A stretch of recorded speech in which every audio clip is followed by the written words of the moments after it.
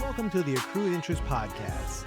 Today is April 16th, and in this episode, I'm going to be discussing 3 things that we learned about the media landscape from Meta's opening statements in its antitrust trial versus the FTC. First, a brief disclaimer: the information presented in this podcast is not and should not be construed as investment advice.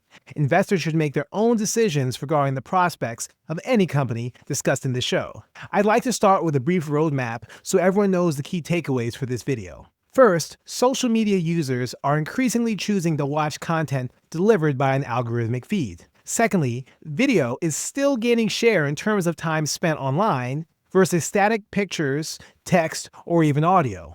And lastly, this is the point we're going to spend the most time on today. YouTube is absolutely a major player in the social media landscape, even if it's not always discussed that way. You'd be forgiven if you hadn't noticed. With all the turmoil in the markets, with the tariff negotiation, Facebook recently started its antitrust trial, and they put out for the public to see a bunch of the slides that they use in their opening arguments to prove versus the FTC that they do not have a monopoly on personal social networking.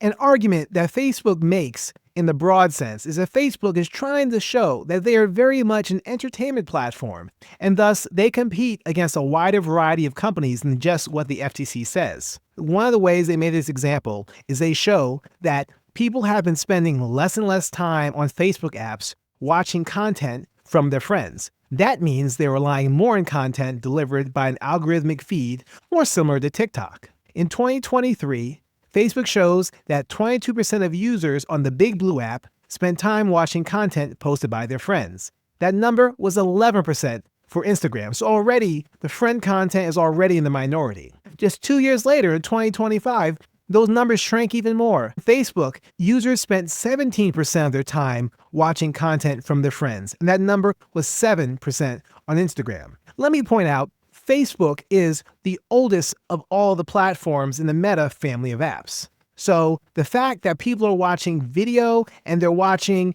stuff through an algorithmic feed on the oldest app means that Instagram is probably going to be even more forward-looking than the Facebook trends. Taking the point further on video, here's the evidence that Facebook presented to show that video is still gaining share after all these years.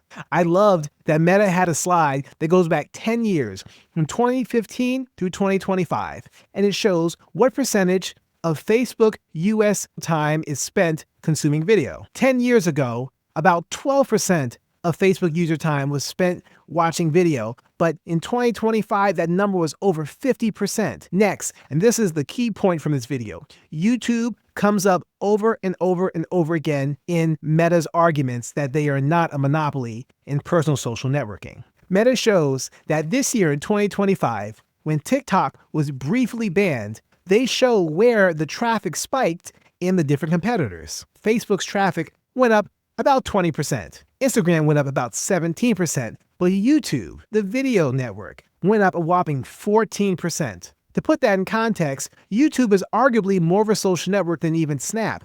Snap saw only a 2% boost when TikTok was banned. Overall, Snap comes out looking the worst in all these comparisons. You'll see them at the bottom of almost every chart. Next, back in 2021, so that's 4 years ago, when Meta had an outage, TikTok, as to be expected, saw an 11% boost. On the other hand, went up 8%. That's a lot. And it's far more than the 4% boost that Snap saw during the same time. The difference between what consumers say and what they actually do is a difference between stated consumer preferences and revealed consumer preferences. Just to recap, Facebook shows that when Facebook isn't available, the closest substitutes based on actual consumer actions are YouTube and TikTok. When Instagram is down, the closest substitutes are YouTube and TikTok again. And when TikTok is not available, the closest substitutes are Instagram and Facebook. So YouTube and TikTok absolutely should be considered competitors, and Facebook arguably is not a monopoly in personal social networking. Now for YouTube.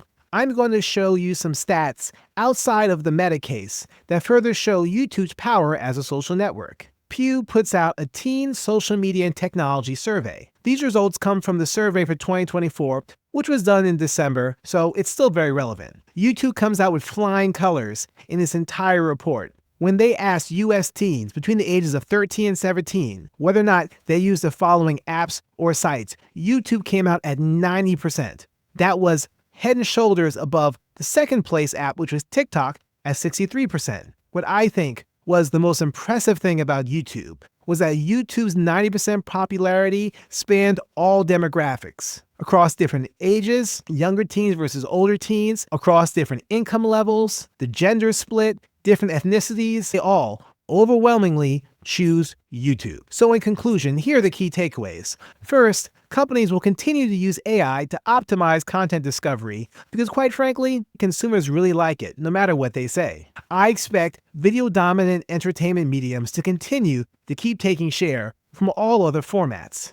And lastly, the results adds to my conviction that YouTube will one day be recognized as the most valuable media platform in the world. As always, thank you for listening. If you enjoyed this content, don't forget to subscribe to our YouTube channel. We're approaching 2,500 subscribers, so thank you to everyone who's already subscribed. And if you haven't already, please subscribe to our free Substack. You'll find more exclusive content on the website. Thank you.